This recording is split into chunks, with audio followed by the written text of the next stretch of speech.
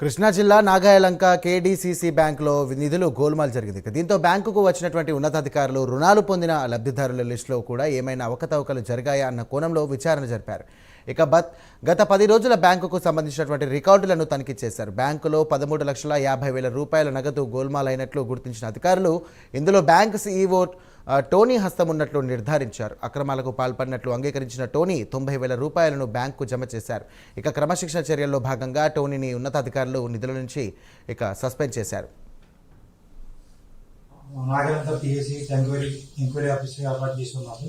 నాగాలంక పిఎస్సిఎస్లో ఎరువుల సేల్స్ చూపించి అమౌంట్ రాలేదు. అది 9,02,630 రూపాయలు క్యాష్ బుక్ వచ్చేం లేదు. అలాగే సిబిడి లోన్స్ కూడా 1,56,330 రూపాయలు. అలాగే కొన్ని లోన్స్లో వ్యత్యాసాలు 2,78,000, సుమారుగా 13 లక్షల రూపాయలు అవినీతి జరిగిందని నివేదిక వచ్చింది. దాని ద్వారా